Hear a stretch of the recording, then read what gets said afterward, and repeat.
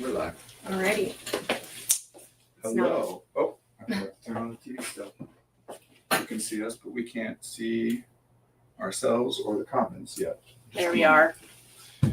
Welcome to the This Is Not Therapy Hour. I am Brandon Tessers, And I'm Margaret Strauss. and we are both licensed therapists, but this is not therapy for very, very many reasons.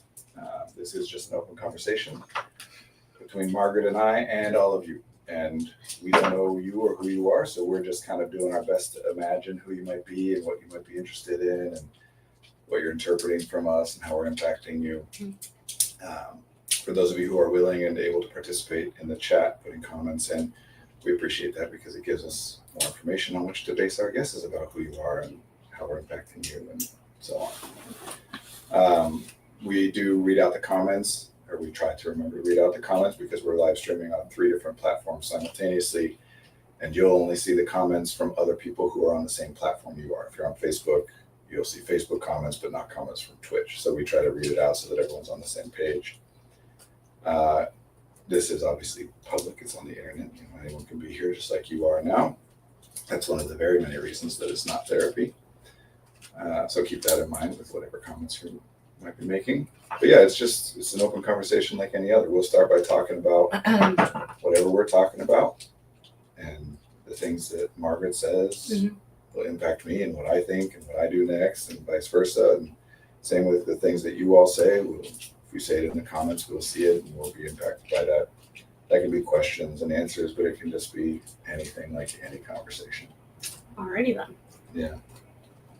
I think about how I should maybe try to put more specific parameters around it, because people often prefer to have more specific parameters rather than just a vague, say whatever you feel like saying. But Right. you can say whatever you feel like saying, so I don't know. I mean, should we do a check-in? Do you normally do a check-in? Usually we start by just asking each other what's on their mind or whatever. I'll say we work with a private therapy practice. Our office is in Northbrook, Illinois. It's called Effective Artistry. We do individual, couples, family, and group therapy with people in the state of Illinois and Wisconsin. We also work with a few coaches who can work with people anywhere in the world via the internet. Executive functioning coaching.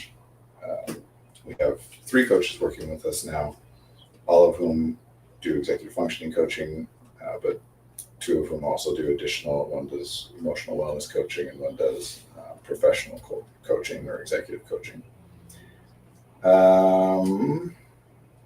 So what's on your mind? Brandon? I'm trying to make sure I got all the important. I think that's good enough. Well, we've missed a couple of these over the last. I think I've missed 3 over the last 6 weeks or something like that, which is a lot. I've been doing this for 5 years, over 5 years now, I think. Before this even started? I think I started doing the stream in the summer of 2020, but I'd have to go back and check. Because that's when I first started, it was spring of 2020 that I first started working on setting up and launching Effective Artistry. Yeah. We didn't officially launch until December of 2020. Brandon, you gotta check in. Well, that's what I was thinking about is the cancellations recently, and I don't like that. It's always been very important to me to prioritize. When our 3rd son was born, I even arranged for other people to run the stream while I was in the hospital because I want. And since there have obviously been times where I get sick or something happens at the last minute, we've canceled unexpectedly, but I try to keep those pretty rare, and it's been a few over the last little bit. It's just, this is a very hectic time at Effective Artistry, but also for me personally. These last few weeks have been a lot, so I'm sorry for that.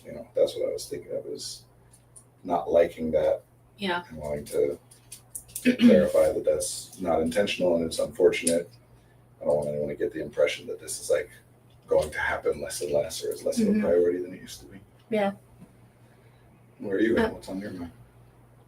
Well, on my mind now is that I think I'm just feeling the same way about, not having the Monday streams happen as much as I wanted to, especially because now that I'm on it and I feel like it's it's really helpful, I think, for everyone, including myself. So I really enjoy it. What else is on my mind? Feels silly saying this, Ben, but it's just on my mind. I'm really into my putty right now. I know I already Yeah. said that before, but kind of exploring different fidgets and stuff. And I also realized as I'm doing this that I lost one of my fidgets, and I, instead of going and trying to find it or buy a new one, I haven't been using any, which, or not too often. I think maybe in like some of my meetings and stuff. Does it have a smell? Does it? No, it doesn't. Well, I no, don't on smell the it. on the package it's unscented, but I was just trying to see what it smells like in general. It kind of reminds me of a pool hall, and I'm not upset about it. It smells like chlorine to me. Anyways. Oh, that kind of pool. I thought you meant Oh, like billiards. no, my bad. No, a swimming pool. Yeah. Pool hall, I guess that Okay. makes sense. Yeah. It's funny because, like, in the moments leading up to you saying that, like 5 seconds beforehand, I was looking at the Rubik's Cube here, and my Infinity Cube broke a while ago, which is annoying because I love it, but I still use it as a fidget. And I was thinking about, like, oh, should I switch to this or that? I was thinking about my fidgets right before you said that. Wow. Look at that. Yeah, that's cool. Yeah. The one thing that's annoying me, though, I bought this, I think, like an hour ago, is it, like, pops. Too. Sometimes you have enough pressure and I'm not used to it, so sometimes I like jolt I up. thought you were doing that on purpose. No, it just happens sometimes, which is kind of annoying. I realized that in my session when it popped, and I was like, okay. But that has been helpful. That is what's on my mind.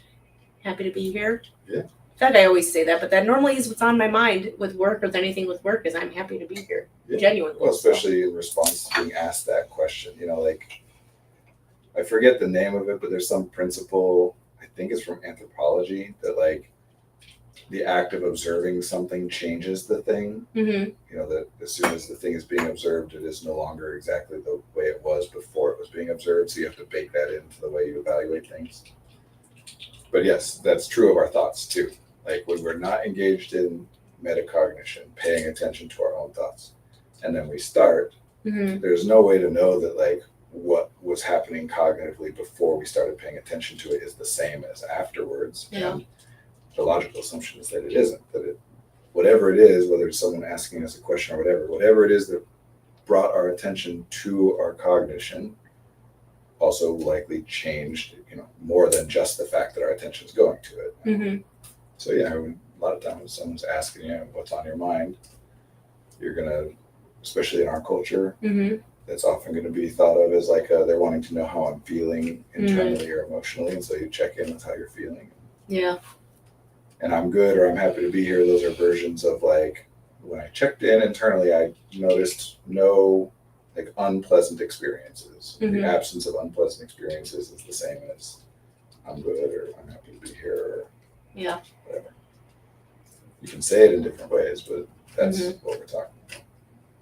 Are we still on the thing of what's on my mind? Because I have something else that just is on my Sure, mind. if you want. Before we got on for the stream, I was kind of talking to Brandon about how I've been in my head a lot more recently. And I don't know, I think just when, how do I explain this? When you were just talking about, you know, metacognition and checking in with yourself. And I feel like today I've been doing a lot less of that. Of constantly being in my own mind of like how I'm doing and how I'm feeling. And at least for me, I feel like that's also probably why I'm feeling a lot better today is I'm not so much overanalyzing how I'm feeling. Because knowing myself, I could find something that I don't think is right or something is shifted off. Sure. Great thing about working here and being very aware of how I'm feeling and everything. But I don't know, it was just on my mind of like, because when you asked me that, like, what's on your mind, and I was answering, there was a little bit of like, oh no, like, am I a little nervous? And I'm like, I don't know. I feel like, and so it's your fault, Brandon. It's the worst thing you to hadn't be asked nervous me that. about is like, I'm nervous about whether I might be nervous, or I'm anxious about whether I'm anxious, or I'm panicked about whether I'm panicked. Anything like that. I'm afraid that I'm afraid. I'm sad that I'm sad. I'm angry that I'm angry. Yeah. Those are the things that they don't always, but those are the things that can loop infinitely. That can take you up to complete shutdown. Because the thing that's the stimulus that's prompting the response is the same as what the response is. So as soon as you respond that way, if I'm angry that I'm angry, Well, now I'm angrier than I was because, in addition to my original anger, I have some additional anger about the fact that I'm angry, and now it's more. So now I'm angrier about that, and then more and more and more. Being nervous about being nervous, being anxious about being anxious, panicking about panicking. Those are how panic attacks happen. Yeah. Oh, Not every time, but when there's a panic attack, somewhere along the way to that panic attack, things got shifted into, oh no, am I panicking? And that feeds on itself. So I guess with those thoughts of like anxious, being anxious, panic, being panicked, all of that, like with ourselves, with clients, like how do you, I feel like I know the answer to this, but what you're going to say, but like how do you try to help them with that spiral? So as a general rule, we want to, so that all these things we're talking about always are universal human experiences. That doesn't mean they're the same. So there's the four variables we're looking at is frequency, intensity, duration, and impact. Those are the things we're going to try and change. And with loops like that, you can call that a feedback loop. Sometimes, depending on the language you're using, we can call it cycling up or escalating or whatever. Ideally, we want it to happen less. We want to stop it before it happens, because it's the nature of what these things are is that at a certain point you get to a place where you cannot stop it on your own. It'll still stop sooner or later because of external factors. If nothing else, eventually you get tired enough and you fall asleep or whatever. Yeah. But your ability to stop it, you lose that ability at some point. And the further along the path you go, the less of an ability you have, the less influence you have to be able to divert onto another path. So typically people are focused on coping mechanisms and coping skills first. And that's a way to reduce the duration. Okay. Like once it's happening, how do we get it out of it as quickly as possible? Right. Depending on the specifics, there can be some good stuff there, but it also is generally not where I'm looking first. Okay. Because when it's already happening, like if it's a big enough issue for a person that we're talking about it in therapy, then when it's already happening, you don't have that much of an ability to like change your thought patterns or make yourself do something different. Right. We want to, I mean, we're definitely going to do that kind of stuff, but that usually we want to do stuff to try and make it happen less and detect it early. So how do you do that? Again, depends on the thing, but like one exercise that I'll use with people a lot is, I say a lot, I've done it like 5 times, but that's a lot for me to use the same exercise, is I'll have them scale 1 to 10. 10 being, I always want to make sure, we've talked about this before, that the high number is the desirable state. So 10 being like totally grounded. So that we're envisioning it as the worse things get, the more it's like I'm sinking towards 0 and I want to build myself back up, instead of like I'm reaching towards 10 and I want to like fall back down. Because that changes which way we think is automatic. Anyway, 10 being like perfectly grounded, 1 being like as panicked, we'll say panic for this, right? As panicked as I can be. And I have them create a little like spreadsheet with 10 to 1 on the side, and then 3 different columns. I don't always give it all at once, but like eventually 3 different columns. One of those columns is things I notice. One of those columns is things other people notice. And one of those columns is what interventions might be useful at this point. So first I have them start looking at like, what do I notice as a sign that I'm, like a common panicky thing, for example, is my hands start to shake. If I notice my hands shaking, by the point I notice my hands shaking, what point do I think I'm at on this scale? Like that's like a 6. So then in the 6 row, I put that as a sign. Or if I'm pacing around, that's like a 9. Or if I'm whatever habits people might notice about themselves, and you put that all in there. I feel like, and I get why you do that, but I feel like, and this is just speaking for me, but I feel like that could make me even feel more panicked. If I was like, oh no, I'm already at a 4. It could, certainly, and it's an observation thing. So if what you're doing is recognizing that you're already at a 4, that's what you were already experiencing, and we're just increasing your ability to be aware of it. Also, though, if what you mean is that sometimes people are like, I'm never above a 4, like 4 is the best I ever get to, that's not how the exercise works, and I'll clarify with them. Like, no, 10 is like your best experience. You can't speculate about like what things theoretically might be like. Right. 10 is this is the best I feel in regards to whatever we're doing. 1 is the worst. Mm-hmm. So if you're saying it's all between a 1 and a 4, that tells me something. It tells me a lot of things. It tells you a lot about what a person assumes that other people's experiences are, because what they're saying is they're assuming that like all of their experiences fall in what other people would think of as like the bottom 40%. Okay. That like even my best is someone else's 4. Mm-hmm. They're not doing their own scale. They're scaling based on that, or they will sometimes say like as compared to how I used to be. Okay. Although for these purposes, what we're talking about, how I used to be is the same as somebody else. Like that's a different person. Mm-hmm. But yeah, that if that's what you mean by it, we want to make sure that we're saying like, no. 10 is like when you're like, oh, I don't have to worry about this, or I'm doing the best I can do. Yeah. And yeah, it might call more attention to it, but it, especially with panic, it calls attention where we want it to be. We want it to be away from the internal subjective Mhm. experience and onto the external physical, the real. Okay. So that's the first column. Second one is what other people notice, and it's the same thing. It's just that other people, sometimes they notice, there's some of what we notice about ourselves that other people also notice.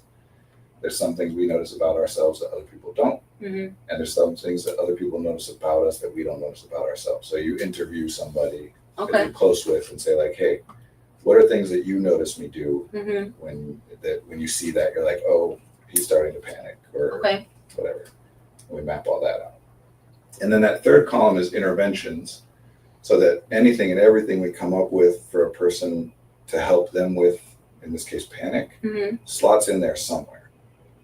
So what I started by saying, like coping skills, Yeah. coping techniques, that's stuff that we would put down at like 3 or 2 or 1. Mm-hmm. When it's like I'm full blown into it, this is what I have to do. Okay. But we want to have things all the way up at 9. Like the very first moment I start to recognize like I'm a little bit off. Yeah. What's something that might help? Okay. Because we put them at different, because different things will work for us differently Mm-hmm. along that. Like something that impacts me nicely when I'm at a 9 might like go poorly for me if I try to do it at a 1. Right. But also some of them are just like more costly and they're not Mhm. worth doing when I'm at a 9. But if I'm down to a 6, now it's worth doing or whatever. So I want to ask, and I'm sure this varies. It does vary person to person, but like the 1 to 4 category, like the ones where the panic's really high, for example, like what types of coping strategies do you think are best for those? It really does depend on the person. Well, I Or guess I should say what it depends types? on what we're talking about, right? Like what you would do if we're talking about being afraid is different than what you would do if we're talking about being angry and stuff Mhm. like that. But as a general rule, because right now we're talking about things where part of it is a loop where you're paying attention to your own experience Mm-hmm. and like then feeling some unpleasant way about the fact that you're feeling that unpleasant way. Yeah.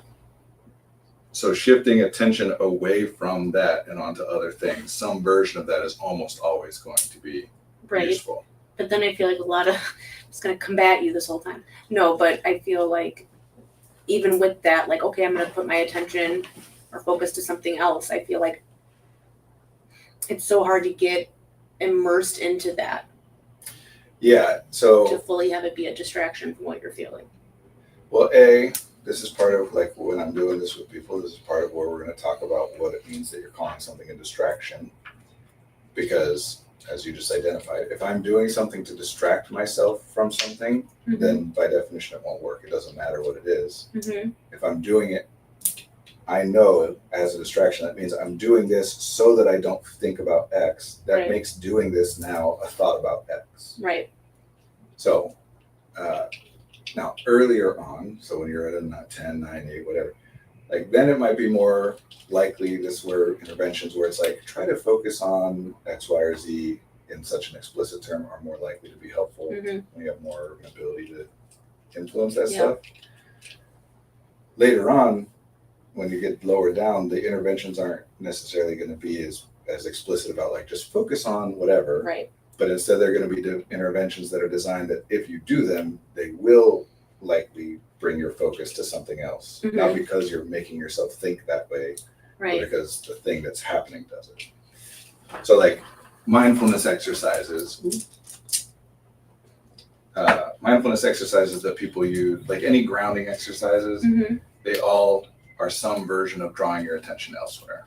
Right, but I feel like even when you're doing those, like I get what you're saying about like, oh, I'm distracting myself so I don't feel this. But yeah, that's not going to work because you're still thinking about it. But I feel like even with mindfulness, even with other things, I feel like that can still be in the back of your mind, regardless. It can be, although this is where we would then get into a conversation about what does a person mean by back of their mind, because that can mean a lot of different things. Sometimes it just means I'm no longer noticing it, but I believe like later on it comes back up for me, and then I frame it as like, oh, I was always kind of noticing it a little bit, even if I wasn't actually, but it came back. Sometimes it means I am thinking about it a little bit, but not as much as I used to be. Kind of like if I give you a string of 5 numbers to remember, and you're trying to remember those in your mind, then if I am also like saying other numbers at you, you can remember them, but you have less focus on it because you're hearing the new ones too. So thanks, Liv. She wrote, Margaret, remember when we did those conversation cards on our podcast? I want to hear about what that was like for you. Great point, Liv. So when we did our podcast one time, it was just me and Olivia, and I messaged her before saying like, hey, like, I'm really anxious. Like I just don't, I'm going to still do the podcast, but I'm really anxious. I'm not sure how I'm going to do. And she's like, okay. And we went on, and what we decided to do, because normally for our podcast, we'll do a check-in and we'll just go in and talk about kind of how it is with this one, with the Not Therapy Hour, just whatever's on our mind and takes us on wherever it takes us. But that time we decided she had like conversation cards. They were really fun ones. They were really good, Liv. So just asking each other questions back and forth. But some of them were like, who could you name 3 fictional characters you would want to be, and what kind of world would you want to live in? Or like very more detailed, not just like, what's your favorite color or things like that. And I'm happy you brought that up, because thanks for the reminder. Because I remember as I'm talking to you, Brandon, I'm like, there's nothing that gets me out of my head. It's always in the back of my mind. But when we did that, it was really helpful. Yeah, so that's what I'm saying. Is when a person says it's always in the back of my mind, that's not possible. Yeah. But they're expressing something, and what they're expressing is valid. They're just saying it in a way that can't literally be true. And so that's where we have that like tricky thing of, it's helpful at some point to call their attention to the fact that the way that they're framing it is causing the problem to be worse for them, without trying to make it be like, you're wrong and you're only experiencing this because you're wrong about how you think about stuff. Right. So finding that balance. But overall, I don't know if I answered your question, but no, it was really helpful. And I've noticed too, and I say this too almost every time at the beginning, at the end of our podcast, when we check in and then we do a check-in at the end, where I always feel better just interacting with them. Like I will be like not doing well. They're setting up the camera. I'm like, oh God, I'm just having a rough day. And then we get on and they ask me how I'm doing. And I'll be honest, there are times where I'm like, oh, I'm not feeling too great, but it's always better as soon as I'm with people and talking, which is good to know. So there are some universal rules to how attention, well, resources generally, but we're talking about attention right now. There are universal rules to how we allocate attention, and of course, infinite individual variation. But number one, something which I have identified as being potentially fatal, that gets attention more than anything else. That's number one. After that, something that is novel, meaning I don't know what it is. Could be anything, because it could be something potentially fatal. So that gets my attention. After that, things which are identified as being harmful or painful or problematic without the possibility of being fatal, and so on. One of the categories that generally for human, I shouldn't say generally, universally, other humans draw our attention. Yeah. Not always, like, there's other things that can draw it more, but they're up there on that list of like where our attention goes is other people. So in terms of our little exercise we're talking about, part of some of the interventions that go in that last column are someone else can X, Y, or Z thing. Yeah. Right. Like I know that if my wife is getting anxious, especially like at night at bedtime trying to go to sleep, that if I talk to her about something that she doesn't find to be very interesting, then that can help, because it's me talking to her and it calls enough of her attention away from what she's thinking, but the thing itself isn't very important. to Yeah. her so she can just fall asleep without worrying about it. Or, so like, I read a book at night. I mean, she usually does too. Mhm. Lots of people do this as a way of calling my attention to that so it's not in my head and free to go potentially problematic places. Right. But yeah, if I'm at a 3 or a 2 or a 1, I might not be able to like make myself start reading a book, or even if I Mhm. put it in front of my face, it might be hard. Yeah. And so the lower we get, the more we're going to have interventions where it's like someone else. Remember, we did that second column. So you have already been talking to at least one other person. Mhm. And everybody has some opportunity to get some help from some people. Yeah. Obviously, different. Not everybody lives with somebody or whatever. But there's some stuff in there. If nothing else, we're talking to them doing this exercise. So there's us, if nothing else. Right. So yeah, other people doing things on our behalf or for us gets in there too, and they can check that. I can work with those people, communicate like, hey, when you see me doing this, that means I'm at a 3 here. Yeah. And if you could do this, that will be helpful for me. Doesn't mean you have to, but if you can, whatever.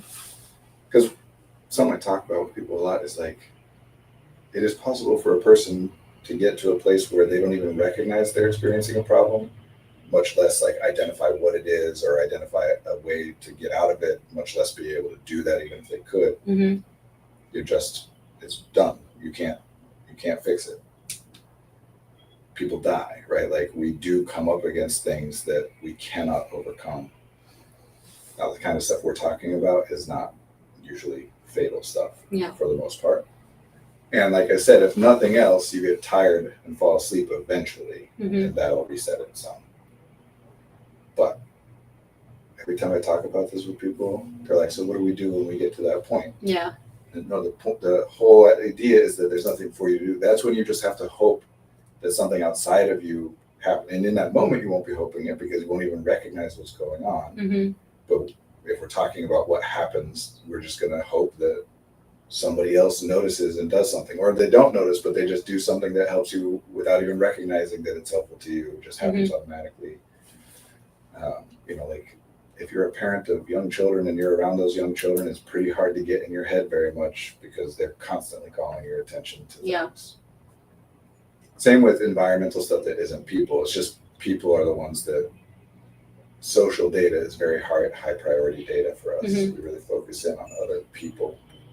And it's the one we have the most influence over by being able to communicate with them about, hey, can you do this thing? As opposed to just like hoping that it gets cooler. Right. Because if this isn't clear, when it gets warmer, you're gonna panic or be more anxious, or you're more likely to panic and be anxious. It's pretty rare that anybody is talking about being anxious or panicky and they're like, I feel very cold. Yeah. It's usually like I'm sweating and maybe it is still few far in between, but I have had people in my life that are the opposite. That feel like where the more panicked or anxious they get, the less they sweat. Well, I meant like maybe not exactly the sweat. I was thinking of like in the winter time. Oh, that might happen, but because of the like biological mechanisms associated with this, adrenaline and all that kind of stuff, just like your heart rate is nobody's getting more anxious and is like, my heart rate is slowing down. Oh, right. So you sweat more as you get more anxious, which then creates a correlation in our mind that like anxiety. So in other words, if you're a person who's had panic attacks or is anxious about being anxious, and there comes a time where you're just warm and you start sweating, if it's not warm enough that like you are clear about like it's a very hot day and if you're like, why am I sweating out of nowhere? One possibility then is to be like, oh no, I'm getting anxious. Yeah. So, but yeah, there are reasons that a person might start to panic more if it's starting to get colder or whatever too.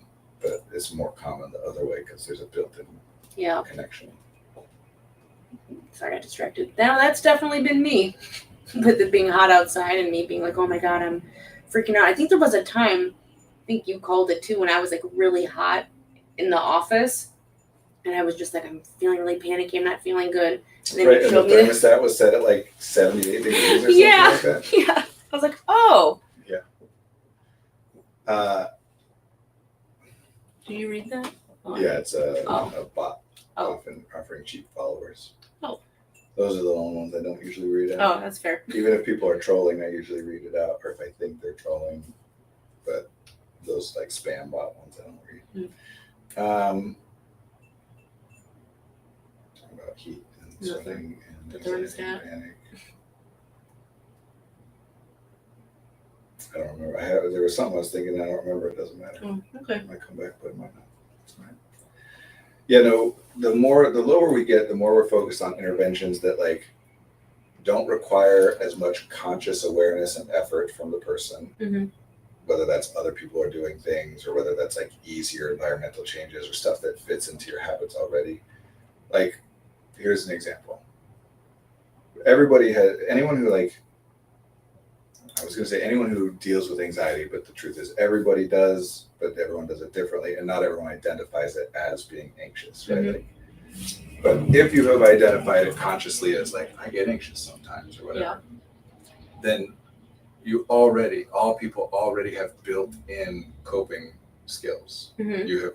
You've figured things out without putting any conscious intellectual effort into it. Yeah. So part of what we're doing is then trying to identify those existing things, especially things where people don't recognize the value in it as being something that helps them to de-escalate. Okay. So like a common example here is playing video games. Mhm. That for many people who play video games, like one of the common reasons or ways in which a video game is used by a person is I'm getting in my head, or I'm getting anxious or whatever. I'm going to do this because then I get focused on this and it gets me out of my head.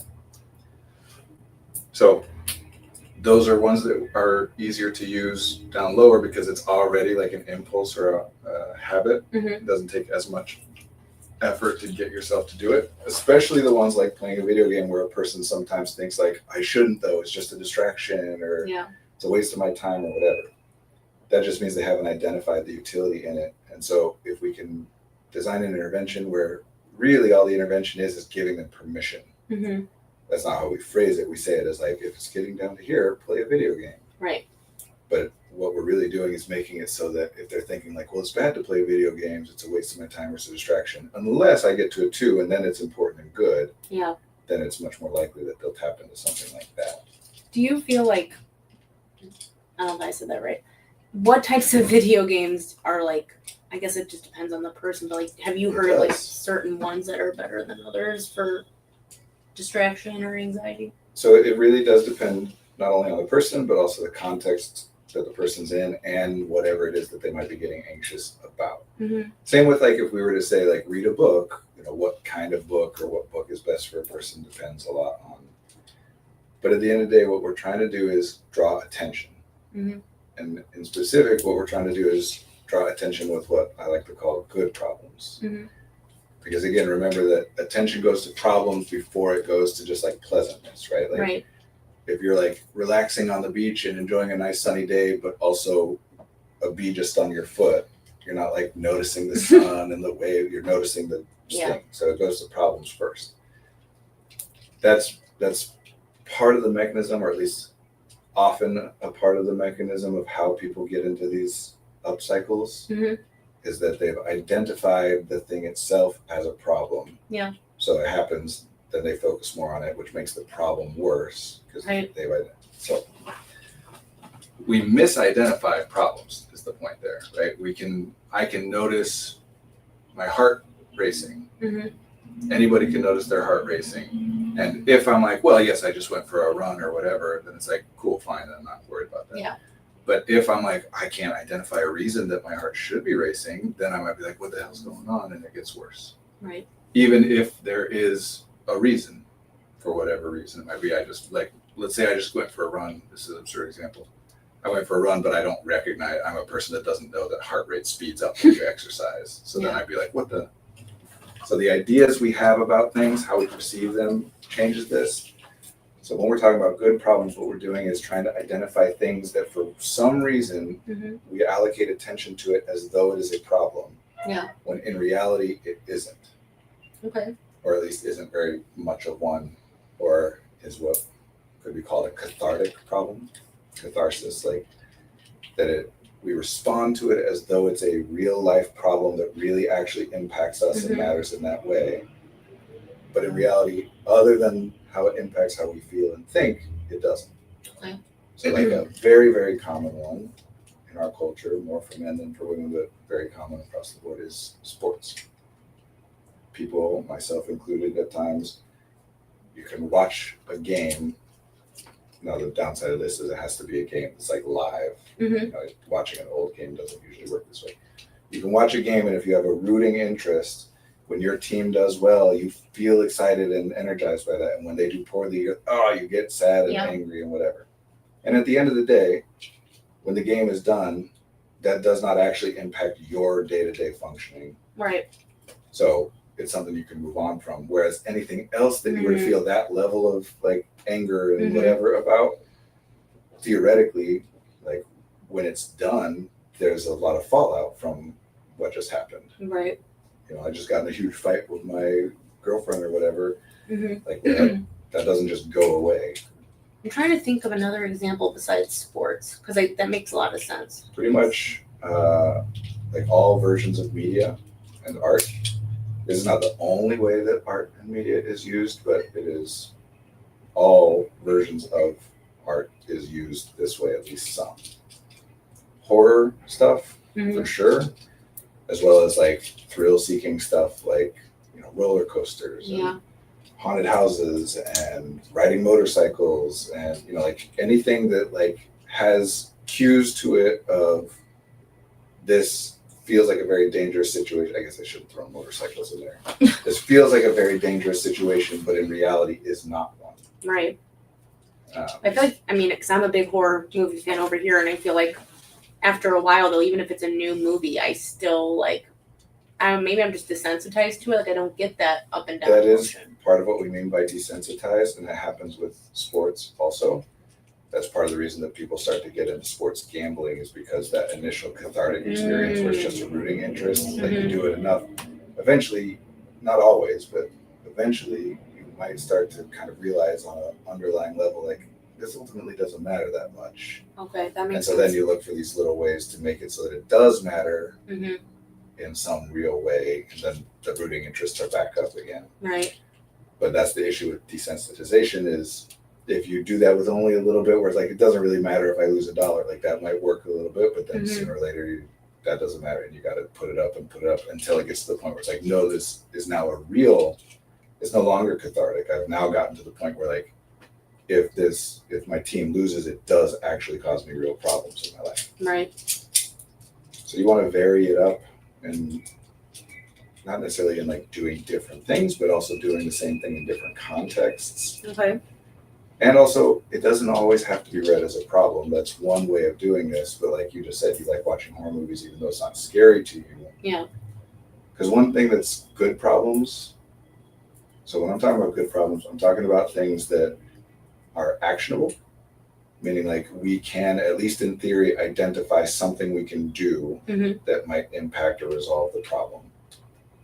And actionable in a realistic way. The best good problems are actionable, reasonable, and impactful.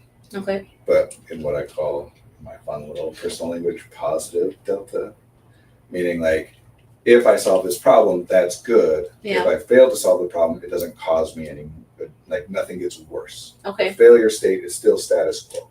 So what are, I guess, I don't know, I'm still stuck on like the good problems. I know after like those examples, but. So it's a lot of like hobby things are like that, right? Whether we're talking about playing video games or doing puzzles or knitting or whatever, where like, if I accomplish this thing, I have made things better for myself in some way. Okay.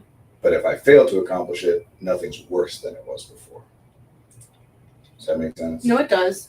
But I feel like what happens then if, like, I don't know, I feel like with people that have a lot of creative outlets, even if it doesn't turn out how they want, it can affect their day-to-day functioning. Well, anything can, but then we're back into like what we're identifying, and sometimes we mistakenly identify things. Right? Like, so if, for example, I have now thought of it as I'm trying to be a famous musician or successful, make my living off of my music, and then I write a song and I listen to it and I'm like, that's bad, that won't make any money. Then that will make me feel worse, right. Even though all I've failed to do is but that's because I'm misidentifying, like, I only have one shot at this, or and so there's all kinds of work we can do with people on that. And one thing I'm talking about with people a lot is nobody ever like hears or sees a piece of art that they don't like and is like, I'm going to remember this artist so that later on, if I see or hear anything from them that I do like, I'll be like, never mind, because they did that bad one. Yeah. Like you hear a song and you're like, nah, you don't like keep a list of like, who is this? So that next time someone's like, do you want to hear a song by these people? I'll be like, no. Right. Yeah. So like you can just take shot after shot after shot after shot. It doesn't hurt you. Or another one is another common mistake that's involved in that particular process is they're misevaluating what is the purpose of what they're doing, meaning your opinion of the art doesn't really matter, does it? Like you are aware that you might think something you've made is really good and other people might think it sucks. Yeah. Everybody knows that. Are you aware that you might think something is bad and other people might think it's really good? Yeah. People have like heard, I know that they say that's good, but I don't think it really did move over. But if you're going to value other people's opinion on the good, you got to evaluate it on the bad. But more importantly, that's the point. Right. If what you're trying to do is make art that's for other people, and especially if we're talking about you're trying to make a living off of it, whether other people like it is what's going to determine whether or not you make money off it, not whether you like That's it. fair. I want to read the comment. Like if I roll A nat 20, it's short for natural 20. on my knitting project, I can frame it and put it up in my living room so everyone can praise me for it when they come over. And if I roll a nat 1, I unravel it and put it away for later. Yeah. Nat 20 and nat 1. In D&D, you roll a 20-sided dice for a lot of the stuff. And natural 20 means like the dice rolls a 20, meaning because most rolls you'll do like D20 plus 8. Okay. So nat 20 means the dice roll a 20 instead of like you roll a 12 but plus 8, it's a 20. Okay. And a nat 20 is a critical success, like the best you could possibly do. And a nat 1 is a critical failure, or sometimes called a fumble, where it's like something goes really wrong. Okay. Roll a nat 20 on an attack and you do twice as much damage as normal. Roll a nat 1, you might like drop your weapon. Okay. That kind of thing. I need to start playing D&D. I've heard such good things about it. Speaking of what we're talking about, yes, playing D&D or board games or tabletop role-playing games in general, but games that involve playing with other people, especially in like, you really should. Especially like in real life interaction. And I don't mean like, like being on a Zoom call, I would count as well, even though it doesn't call as much of your attention as being in person. Yeah. But I mean, as opposed to like, asynchronous play. Those are really, really great. But there's a reason that those hobbies correlate with people who like are cognitively oriented, like to think about and tell stories a lot, because we can sit around and tell stories about our lives and our futures and whatever, or we can sit around and tell stories about, this adventure we're going on. And one of those doesn't really matter, like it's cathartic. Even in the worst case scenario, like my character dies or whatever, it's a game and I could make another one, or, like the feelings I feel associated with that are cathartic feelings. My real life is no worse off. It only matters because I feel something about it. This is just an intriguing question because I don't know if this is real or not, but I don't know if I'm remembering it right because I have a few people in my life that play D&D, so don't hate me for this because I don't know if I'm saying it right. But if your character dies in a game, like that's it, right? Meaning what? Like, are you able to then like develop a new character in the same game? You usually would. So the nature of like how it's played, and again, different groups might do it differently, but what we're doing is there's multiple people involved in playing this thing together. And so what dictates like whether or not a person is engaging in the thing is whether these people are getting together. So if I'm playing with my 6 buddies or whatever, and one of them, her character dies, we don't be like, peace, you're no longer part of this. Like she still keeps coming and we just make a new character, or depending on how you're doing, you might take turns DMing or whatever, but like, you still play. Okay. The D&D Death is only another adventure. What is that from? That's a quote from something. I can't remember it. I'll wait for the answer. Yeah, the tabletop role playing games are not, they're much more like long form improv than they are like games that people are most people know about games in a competitive sense. Yeah. Like somebody's winning. This is not that kind of game. It's a game in the sense that there's rule structure around it, but there's no victory condition Okay. or even completion criteria. It just goes until you decide to be done with it. So I'm misquoting, Dumbledore, it's Harry Potter, because I don't want to reference the series. Fair enough. There's I can't remember who it was, but you can Google somebody, philosopher or astronomer. Yeah, I can't remember. Somebody who speculated, like, I don't think they were suggesting this as like, I think this is an accurate thing of what happens, but more a way to think of it. Mm-hmm.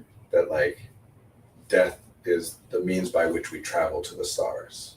Okay. And that in that sense, like living a long life and dying a peaceful death in your sleep at an old age is kind of like walking there, and dying a tragic death young is like taking the bus and getting there as fast as possible, like, but either way, that's a way to think about it. It's the means by which we get to the next destination.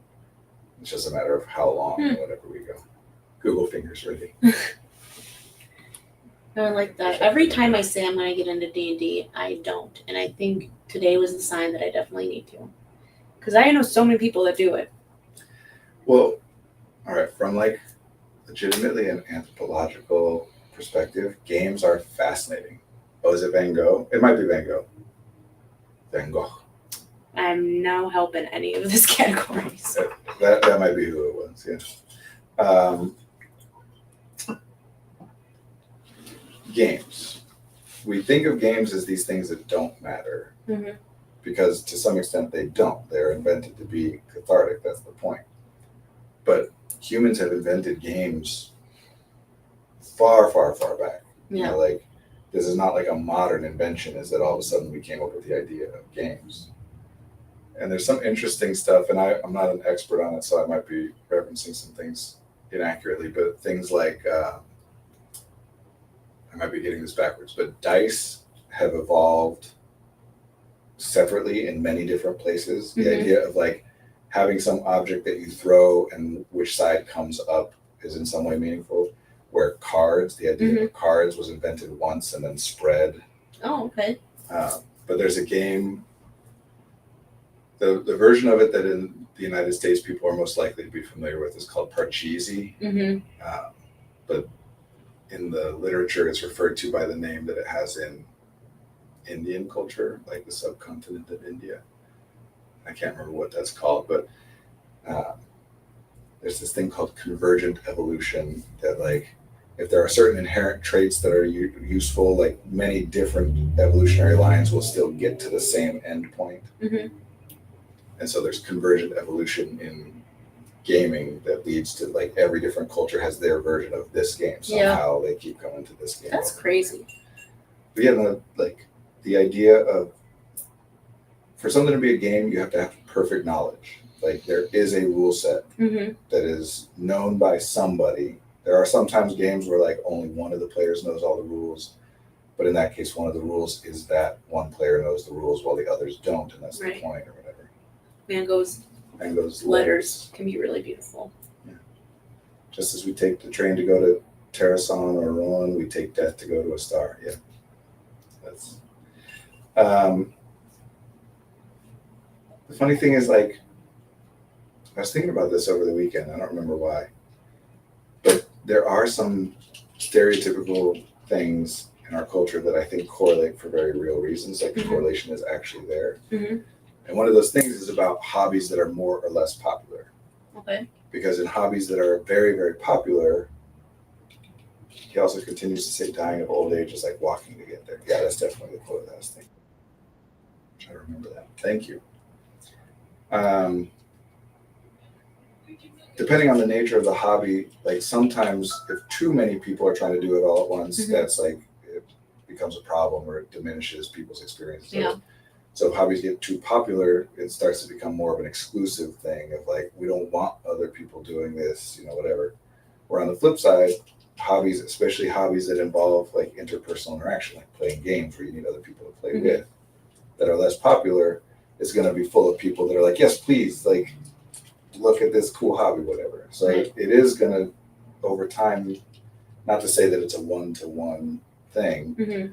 but like if the things you do for fun are things where like you are actively incentivized to try and draw other people in, you're more likely to be a person who's more open to like, I don't care about if you're this way, that way, or whatever. Like as long as you want to do this thing, let's do it. Yeah. Or the more that you're into something where it's like, I'd rather fewer people be doing this, the more likely you are to be like, that's a disqualifier. That I don't like that about you, whatever. Yeah.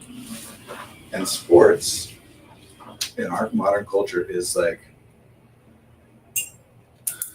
depends on how you define hobbies, I guess, but certainly one of the most popular hobbies, Mhm. especially for men in American culture, is sports. I mean, like, if you were to take a random sampling of 100 people, like 60% of those people are going to have some form of apparel in their closet that has a sports team's Right. name on it, Right. I feel like more than 60%. Probably. It sounds bad, but I'm not even that big into sports, and I have Yeah. shirts and everything like that.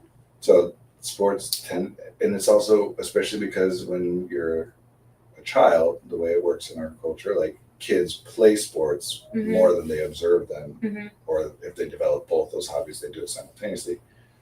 And the idea of playing sports is zero-sum competition, Yeah. as opposed to a tabletop role-playing game where it's not like nobody can win and nobody can lose. Mhm. It's one where like for me to win, you have to lose. We can't both win. Right. And so that incentivizes looking for people who are like good at the sport, better at the sport. Mhm. So it's this very exclusive approach to like, you have to be good enough at this to be Yeah. part of it, as opposed to certain other hobbies where it's like, no, please, I don't care. It's not about being good or not good. It's just great to have Mhm. you. Yeah. I think because, like, I don't know, talking about sports now, like, I cannot believe I'm making this connection, but like, I only did volleyball and badminton and cheerleading, if you can call that a sport. I don't know. But I feel like a lot of other things that I wanted to try out for, maybe the reasons why I didn't do those sports that I did do for longer was because I felt like I wasn't good enough, or I didn't have like all of this training doing all these other things. And I think I never thought of it this way, but I think that's definitely bled into a lot of things. Yeah. Even just with the small amount of sports that I did do. And I'm not going to say, yeah, probably more than 60%, especially when they get handed out for free all the time. Yeah. That's true. It's not to say that like this is exclusively about sports or even like more about sports than other things, because the same zero-sum competition mindset can get applied to the arts, Yeah. or business, or all different kinds of things. Even religion, people can get into this place of like, for there to be such a thing as heaven, there has to be such a thing as hell. Yeah. Otherwise, what's the point? For there to be right, there has to be wrong. So that's a mindset that's kind of like culture wide and bleeds into everything. Mm-hmm. And definitely don't want to give the impression that like nerdy or less popular hobbies don't have exclusive cultures. They absolutely do. None of these I'm saying like across the board. I'm just talking about tendencies and things like that. But yeah, there's very much people who are like, well, I've been doing this for however long and you're just new to it, so you're not a real fan or whatever. Right. That happens for sure. Yeah, I think one of the reasons I never got super into board games was we've only recently gotten a decent number of good collaborative board games, and it's way more fun to me to work together. I like that. Yeah. I mean, a lot of this has to do with, again, our culture and like what's popularized and whatever, because collaborative board games are not like a recent development, but their popularity, the extent to which people are becoming aware of them and they're being distributed is. Yeah. The history of games, again, this whole field, can you imagine if like, I don't know, 100 years ago when moving images were like relatively new, the movie industry was pretty new. if someone was like, movies are not an art, film is not an art, which I'm sure, I haven't looked at it, but I am sure that there were many people who said that Yeah. because it was new and they dismissed it and whatever. And now here we are 100 years later, and it's like, no, film is an art form. Absolutely. You know, the fact that we do that with games, video games, of course, is the one that gets discussed the most, Mhm. but games across the board, like, is a very meaningful thing that everyone dismisses. But anyway, some fascinating things about games, like Candyland, for example. Oh, my favorite. That was my favorite as a kid. Yes. Candyland is often talked about as poor game design because there's not any meaningful decision making. Mm-hmm. Like, you just flip a card, you go where it tells you to go. The player has basically no influence over the outcome. It's pure random, whatever. Well, Candyland was invented for kids that were in the polio ward. It was invented by, I want to say, a doctor or a nurse or people who were working with kids in the polio ward. And polio was a paralytic disease. The kids that were in the polio ward were either temporarily or in some cases permanently paralyzed or partially paralyzed or whatever. And they couldn't go anywhere. It was a highly contagious disease. They're stuck inside, like they can't go outside, whatever. So Candyland is a game that it's meant to evoke the joy of like going for a walk with your friends in the park. It's like bright colors. It's literally walking. Thank you for implying that the hours each week I put into prepping my D&D campaign is art at work. It is very creative and intense work. Absolutely. Absolutely, it is creative and intensive and awesome. And I would define it as art. I know that different people define art in different ways, but to me it's art. Tabletop role-playing game is art. And it's performance art. As all performance art, it exists in the moment in which it is being done. And the audience is the people with whom you are playing. We're all doing performance art with and for each other. It's like improv. And there are even at this point now people who do it like improv can be done as a performance with an audience. There are people who play tabletop role-playing games or D&D with an audience. But yeah, that's the point of Candyland. Our culture is just so focused on the idea of like winning, and specifically zero-sum winning, where like for one person to win, the other person has to lose. That we look at this game that's like, you can't really influence whether you win or not. And that the whole point is not about whether you win. Right.